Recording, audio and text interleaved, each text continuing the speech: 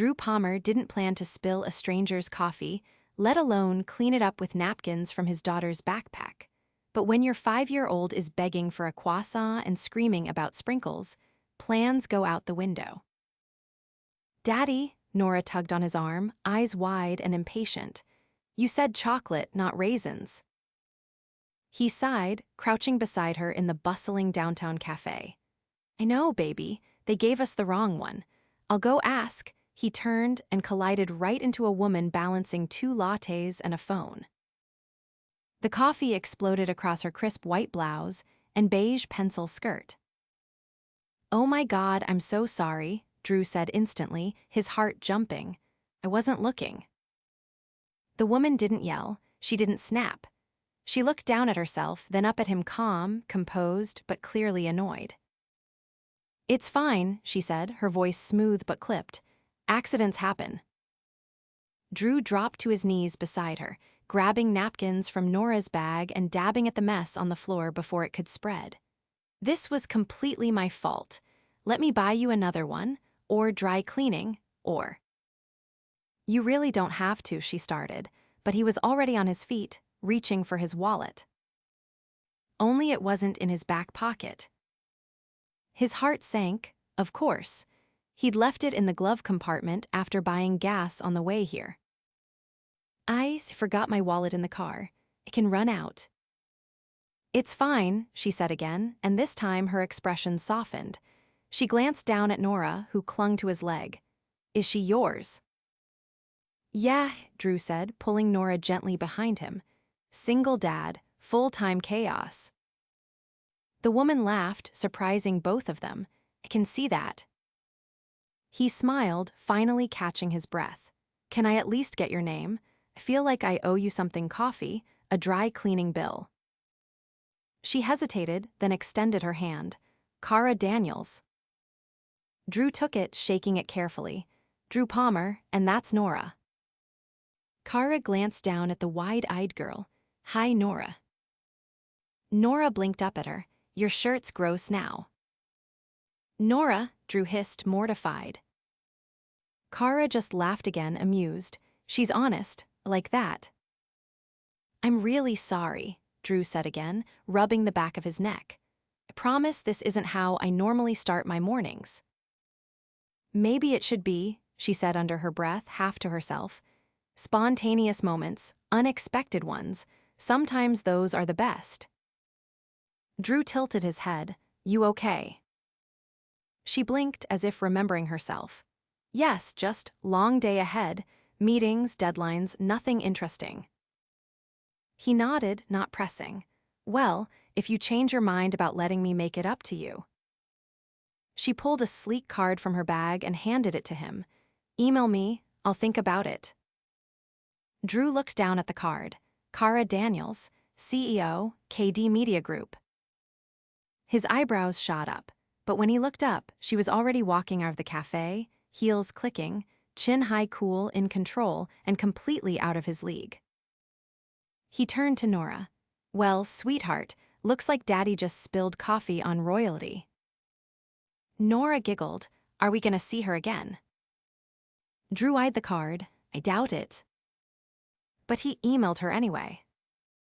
Cara stared at the email for 3 hours before replying. She didn't know why she was even thinking about that man. He had zero idea who she was, not in the way most people did.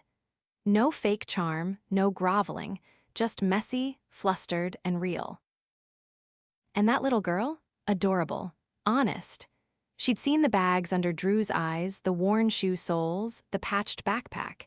He was clearly struggling. But he dropped everything to clean up her mess, even when it wasn't really his fault. She replied with a single line, "Dinner tomorrow night, my pick. I'll send a car." Drew stared at the reply like it might vanish. "Dinner," he muttered, rereading it, "a car." He didn't own a suit. His nicest shirt had a ketchup stain, but something about Cara's face that morning, cool on the outside, but tired beneath the surface, stuck with him. He borrowed a blazer from his neighbor, polished his old boots, and arranged for his neighbor's teenage daughter to babysit Nora. The car showed up at exactly 6. Black, sleek, a driver in a suit opened the door. Yeah, I think I'm in the right place, Drew said, climbing in awkwardly. He was dropped in front of the kind of restaurant people take pictures of from the sidewalk. The hostess led him to a private corner table where Kara sat already, sipping water in a deep emerald dress, simple but powerful. "You clean up well," she said, lips twitching. He sat across from her, trying not to look like a deer in headlights. "Feel like I'm in the wrong movie." She lifted one eyebrow. "You're not. I invited you." He exhaled, trying to relax. "Why?" Kara leaned forward slightly. "Because you're the first person I've met in a long time who didn't care who I was. You looked me in the eyes. You talked to me like I was a person, not a title." "Well," Drew said, "I didn't know you were a title." She smiled. "Exactly." They ate, they talked. About life. About Nora. About Kara's company, which she built from scratch. About Drew's previous job in construction, which he lost 6 months ago when the company downsized. About his attempts to juggle job hunting and fatherhood without going insane. She listened without judgment. He asked questions without trying to impress her. And by the time dessert came, something unspoken hovered between them. "You're not what I expected," Kara said finally. "Yeah," Drew said, watching her. "You are exactly what I expected." She blinked, cold and intimidating. "No, smart and stunning." He paused, "but maybe a little intimidating." She laughed, but her eyes softened again. "I don't usually do this." "Dinner. Let someone into my world." Drew leaned back, studying her. "Then maybe you need more chaos." She raised an eyebrow. "Like your kind of chaos." He grinned. "Exactly." He walked her to the car afterward, even though she had her own driver. Before she got in, she turned to him. "I'd like to see you again." "Yeah," he asked. She nodded. "And Nora." He smiled. "Deal." As the car pulled away, he stood under the streetlight, heart thudding. A week ago, he'd been worried about rent and preschool fees. Now, he couldn't stop thinking about a woman he'd accidentally soaked in coffee. And she couldn't stop thinking about the man who didn't care about her power, only her. The knock came just after 7 on a Thursday evening, a polite, composed knock, not the kind that asked for help, but the kind that asked permission. Drew opened the door with a towel over his shoulder and tomato sauce on his shirt. He hadn't expected her until later, but there she stood, Kara Daniels, in tailored slacks and a silk blouse, holding a paper bag with 2 wine bottles and a quiet smile that didn't quite reach her eyes. "You cook?" she asked, stepping inside as he moved aside, careful not to trip over the Legos pooled near the doorway. "Only when bribery's required," he said, nodding toward the kitchen. "Spaghetti's the currency of peace in this house." Nora peeked out from the hallway with a toy giraffe clutched in one hand, her face streaked with glitter stickers. Kara crouched instinctively. "Is this Gerald?" she asked, pointing to the giraffe. Nora nodded solemnly. "He's afraid of thunder." "Well," Kara said, glancing up at Drew, "it's a good thing there's no storm tonight." He watched the exchange from the kitchen, stirring the sauce, pretending not to notice how Kara knelt on the floor in her pristine outfit just to listen to a child talk about imaginary giraffe fears. After dinner, Kara helped clear the plates without asking. Drew handed her a dish towel before she could reach for one. "You don't have to." "I know," she said, drying a plate. "Let me." The silence between them was comfortable now, the kind that didn't need to be filled. She looked around the small kitchen, the mismatched mugs, the chipped countertop, the drawing of a stick figure family taped to the fridge, and said, "This place has a heartbeat." He looked at her sideways. "That a compliment?" She shrugged. Most places I see have edges but no warmth. I'd offer you a tour, he said, but it ends where it starts, it's a loop. I don't need square footage to be impressed. They moved to the tiny couch after Nora went to bed, a half-finished coloring book left open on the coffee table beside them. Kara tucked her legs under herself, surprisingly relaxed, and took a sip of the wine she'd brought. "Tell me something you've never told anyone," she said. Drew raised an eyebrow. "That's your idea of small talk." "I don't like small talk." He leaned his head back against the worn cushion. "All right, I was supposed to move to Texas 6 years ago, got a job offer, big one, but then my wife found out she was pregnant. We stayed." Kara didn't flinch at the mention of his wife. "Do you regret it?" "I regret what she missed," he said quietly, "not staying." She hesitated before asking, "What happened to her?"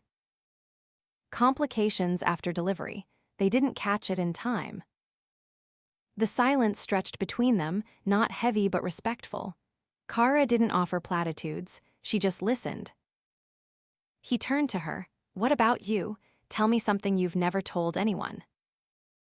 She hesitated. "I had a panic attack in the middle of a boardroom 6 months ago. No one knew. I said I had food poisoning." He studied her face. "Why lie?" "Because if they knew a cracked, even for a second, they'd eat me alive." "You think I'd care if you cracked?" She looked down at her glass. "You're not the world I live in." Drew set his drink down. "Maybe that's your problem." She looked at him sharply, but not offended, curious. "You think I need fixing?" "No, I think you need a place where you don't have to prove anything." Kara leaned back, her eyes scanning the ceiling like she might find answers in the plaster patterns. "This is going to get complicated." "Why?" "Because can't date someone who doesn't know how to play the game." "What if I don't want to play it?" "Then you'll lose." He stood and walked to the window, folding his arms as he looked out. "I've already lost. Everything that matters to me now is what's still standing. I'm not afraid of complicated, Kara. I'm afraid of fake." When he turned, she hadn't moved. "What is this to you?" she asked. "I don't know yet," he said, "but it feels like the first thing in a long time that isn't about surviving." She stood and crossed the room slowly. "You're not what I expected." "I'm not trying to be." Their faces were close now, the kind of close where every breath counts. "Don't kiss me unless you mean it," she said. "I never do anything halfway." He kissed her then, not tentative, not rushed, but like someone who understood what it meant to have nothing left to lose and everything ahead to gain. When they pulled apart, Kara didn't speak. She simply rested her forehead against his, and for the first time in a long time, she exhaled like the weight she always carried had lightened. That night, after she left, Drew sat beside Nora's bed and watched her sleep, her tiny hand curled around the edge of her blanket. He didn't know what tomorrow would bring, but for the first time in months, he wasn't afraid of it. Back in her penthouse, Kara stood at the window overlooking the skyline, her phone ringing on the counter behind her. Another investor, another meeting, another mask to wear. She didn't answer. She just stood there, touching her lips, and whispered to no one, "What the hell am I doing?" But she didn't want to stop. "You're late," Kara said, as Drew stepped into the glass-walled lobby of KD Media Group, his boots echoing on the polished marble floor.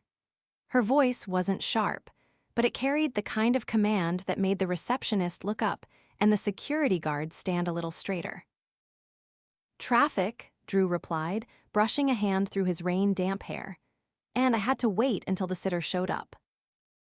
Kara's eyes dropped to his wrinkled button down the one he'd ironed 5 times and still couldn't get right, and then back to his face. "You're here. That's what matters." He followed her across the lobby, past a dozen suits and heels, and people who glanced at him like he didn't belong. He didn't. At least not in this world. But Kara walked beside him, not ahead, and she didn't slow down for anyone. Not even for her senior VP, who jogged to keep up and murmured something about a board call that needed rescheduling. "Handle it," she said without breaking stride. When her office door closed behind them, Drew turned to face the skyline stretching beyond the floor to ceiling windows. "I feel like I'm about to be briefed on national security." Kara set her tablet down and leaned against her desk. "I wanted you to see this side of me. The version I don't explain on quiet couches or over pasta." He turned from the view. "So this is the test." "No," she said, "this is transparency." He crossed to her, careful not to knock into the sleek furniture that probably cost more than his car. "You don't owe me a tour to prove anything." "I do," she said, "because it's easy to like someone when they're soft, but this is the part that scares people off." He searched her face. "I'm not scared of power, Kara. I just don't think it should be armor." For the first time since he'd arrived, her shoulders dropped half an inch. "Come with me," she said. They left the office, took the elevator down to the garage, and stepped into a waiting car, sleek, black, silent. "Where are we going?" he asked. She fastened her belt. "Somewhere I haven't been in a long time." They drove for 30 minutes, out of the city core and into a neighborhood where the buildings were shorter, the sidewalks cracked, and the trees older. She didn't speak until the car pulled up in front of a modest red brick building with a fading sign that read, "Westbridge Youth Arts Center." Drew looked at her. "This place." "My mother cleaned floors here at night. I used to sit in the back during her shift and draw on the chalkboard while she worked." He followed her inside. The place smelled like paint and dust, but the walls were covered in murals and flyers for upcoming talent showcases. Kara nodded at the elderly woman at the front desk, who blinked in shock before breaking into a wide smile. "Miss Daniels, I can't believe it." Kara embraced her briefly. "Hi, Marla, this is Drew, he's with me." Marla winked. "Good taste, honey." They walked through the hallways, past classrooms and music rooms. Kara stopped in front of a small studio with a cracked mirror and a warped floor. "I danced here," she said. "Ballet, jazz, whatever I could get into. I was good, not great, but it made me feel like I could breathe." "Why'd you stop?" "Because breathing didn't pay bills." Drew leaned against the doorframe. "You brought me here to show me this." "I brought you here because I need you to understand something. I don't care about the suits or the corner office or the view. I care about this, about remembering where I came from." He nodded slowly. "Then why do you live like you forgot?" Her jaw tensed, but she didn't look away. "Because if I let myself feel anything during the climb, I wouldn't have made it." Drew stepped closer. "You made it. Maybe now it's okay to feel something." She exhaled. "I don't know how to let go of control." He touched her wrist. "You already did, you let me in." They stood there, surrounded by echoes of her childhood, until the quiet settled between them like something sacred. Later that night, back at Drew's apartment, Kara sat cross-legged on the floor while Nora gave her a sparkle makeover with a crayon box and a plastic crown. Drew watched from the kitchen doorway, a dish towel in hand, more stunned than he'd admit. "You're gonna need a contract to get out of this," he said. Kara glanced up, blue crayon on her cheek. "I think she's unionized." Nora beamed. "You're a princess now, and you have to dance at the party." Kara looked at Drew. "Are you going too?"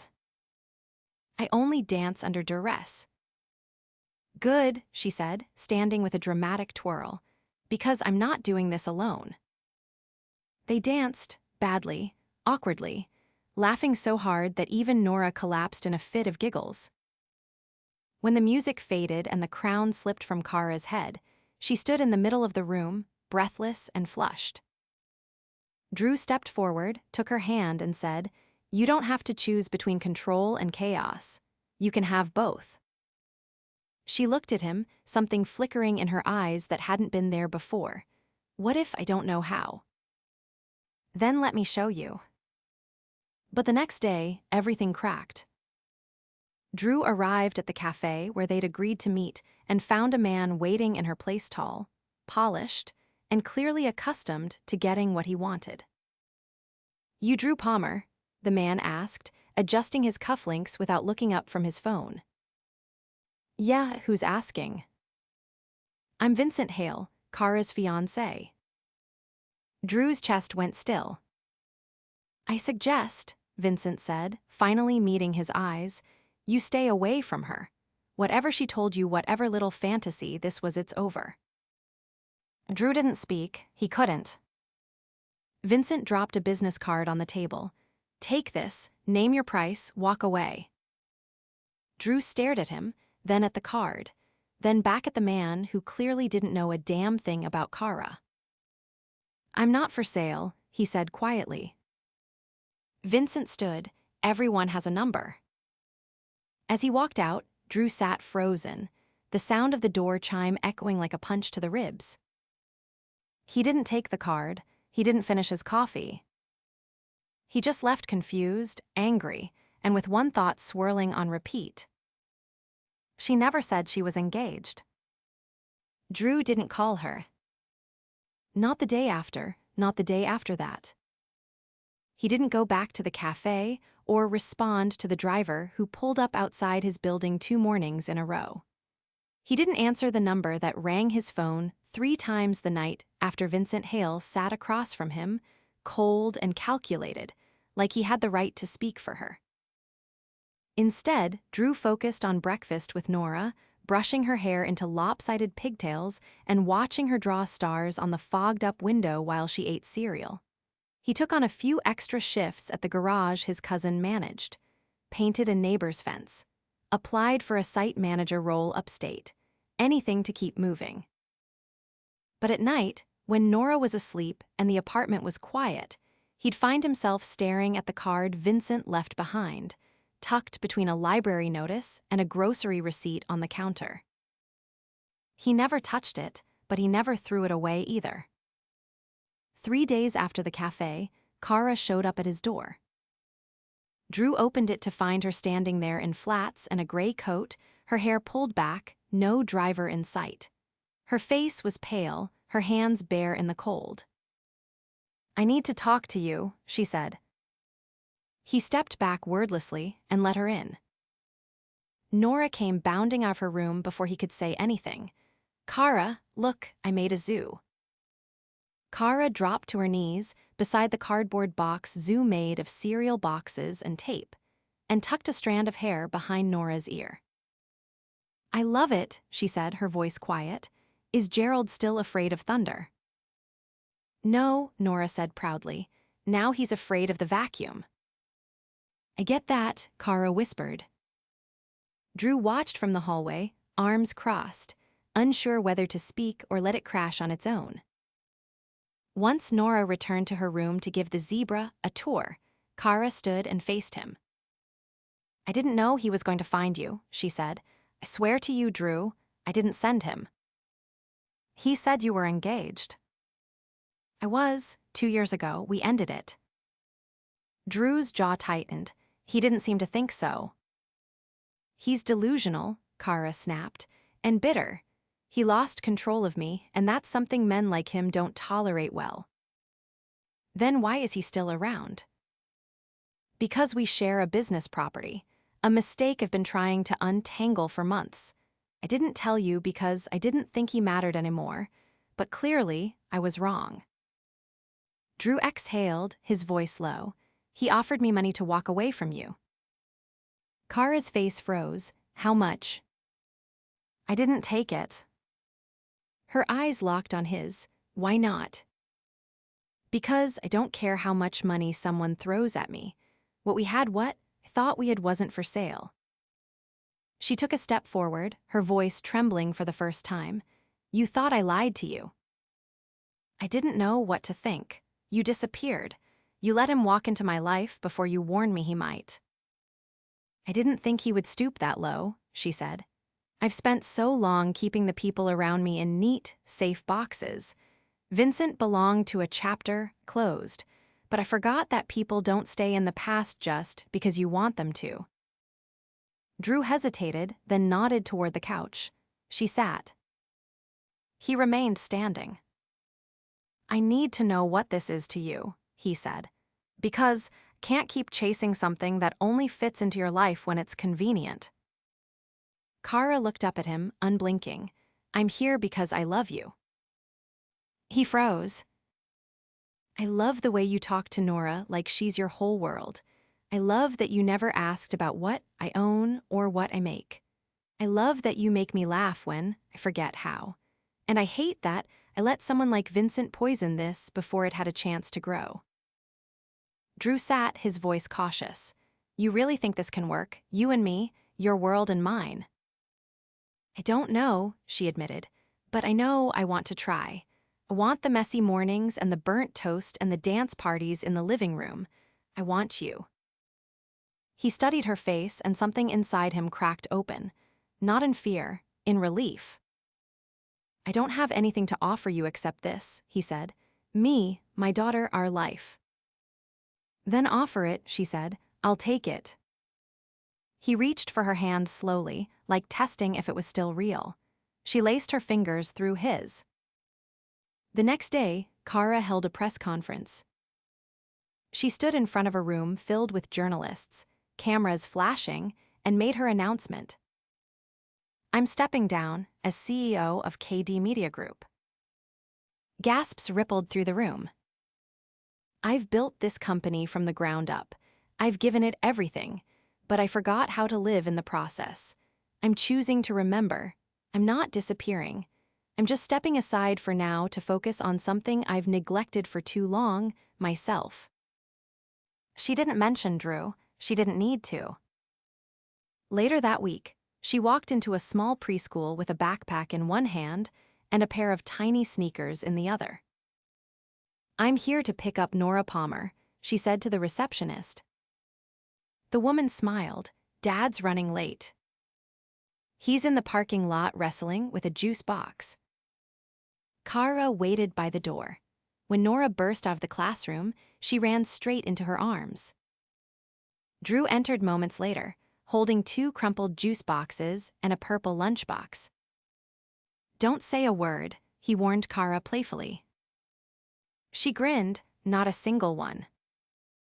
They walked out together, Nora between them, swinging their hands. 3 weeks later, Kara invited Drew and Nora to a gala.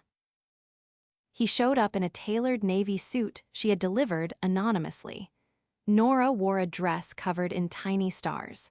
Kara met them at the top of the grand staircase and offered her hand to both of them. You ready to make a scene? She said. Only if there's cake, Drew replied. They entered the ballroom, music swelled, heads turned. Kara didn't care. Later that night, under a canopy of twinkle lights on the rooftop terrace, Kara turned to Drew with a quiet smile. I bought the old youth center, she said. I'm turning it into a non-profit arts foundation. He blinked. You did that? For me, for the girl who used to dance there, and for the man who reminded me I could. He pulled her close. You're incredible. She leaned in. You're mine. They kissed, slow and certain. And below them, the city pulsed with light, unaware that somewhere in its heart, a struggling father and a powerful woman had found something rare and real in the chaos neither of them planned on. But neither one of them would ever let go again. The wind off the coast tugged at Kara's dress as she stepped onto the sun-warmed terrace, barefoot and laughing, a champagne flute in one hand and the other wrapped around Drew's wrist as he followed her through the open doors. The sprawling villa he'd brought her to a cliffside estate in Amalfi, all stone arches and blooming jasmine, was unreal, like something carved out of a dream. And it was his. Not rented, not borrowed. She'd only discovered the truth when the staff had greeted Drew by name, and the seller had his initials embossed on the vintage labels. She'd never asked what he did before construction, and he'd never offered until now. "You had a villa in Italy," she said, slowing to face him. "You were hiding a literal villa." "I wasn't hiding it," Drew said, setting his glass down on the mosaic ledge overlooking the sea. "I just didn't want you to think I was like him." "Vincent." He nodded once. "I came into money the year after Nora was born. My grandfather passed, left everything to me and my brother. I didn't mention it because I wanted you to see me, not the zeros." Kara leaned against the balustrade, the Mediterranean glittering behind her. "So your entire working-class dad routine, that was real." "Every bit of it. I didn't want a life built on someone else's money. I wanted Nora to grow up knowing work matters, not just wealth, but also didn't want to pretend to be something I'm not. That's why I walked away from the trust until she was old enough to understand." Her brow furrowed. "You could have bought your way into anything." "I didn't want to buy. I wanted to earn. And you," he stepped closer, brushing her hair back, "you were the first person who made me want to stop proving anything." Kara studied him, her expression unreadable. "You don't care about the villa, right?" "I know," he said, "but I care that you know, all of it, no more pieces." She set her glass down beside his, then looped her arms around his neck. "Then, here's one of mine. I've been meeting with the city council about expanding the foundation. Not just the youth center, every neglected arts program in the district. We're starting with music scholarships." Drew's eyes lit with something she hadn't seen in him before, a kind of quiet pride that reached all the way through him. "You're rebuilding the soul of the city." "I'm rebuilding mine," she said, "with you." They kissed as the sun dipped lower, casting a golden arc across the water. Inside, Nora was curled on the villa's velvet chaise, surrounded by the staff's children, all attempting to teach her Italian using a coloring book and wild gestures. Drew had insisted she come along, promising that she'd be cared for every moment they needed time alone. Kara had been hesitant until she saw how instantly Nora bonded with the other kids, how she seemed to blossom in the warm, golden air. That night, after dinner beneath the olive trees, Kara walked hand in hand with Drew along the cobbled edge of the garden courtyard, the path lit by flickering lanterns and the distant sound of waves. "I was thinking," Kara said, watching her dress sweep over the stones, "about moving out of the penthouse." Drew turned toward her. "Really?" She nodded. "It doesn't feel like home anymore. It feels like who it used to be." "Where would you go?" "I don't know yet. Somewhere with a backyard. Somewhere Nora can plant things if she wants to. Somewhere I don't have to wear heels to walk across the floor." He smiled at her, slow and warm. "I know a place. It's got a crooked porch swing and a fridge that hums too loud." She laughed. "Is it yours?" "It's ours," he said. Later, as they tucked Nora into bed beneath gauzy linen sheets and the lull of foreign crickets, Kara kissed her on the forehead and whispered something in her ear that made the girl smile even in her sleep. Drew waited for her outside the door, leaning against the frame. "She told me I looked like a queen today," Kara said, her voice hushed. "You do," he said, without hesitation. They didn't speak again until they were out on the balcony, the night wrapped around them like silk. Kara pulled a small envelope from her pocket and handed it to him. "What's this?" He opened it carefully. Inside was a folded paper deed to a modest building downtown. The name scrawled across the top, Palmer Arts Collective. "I had to call in some favors," she said.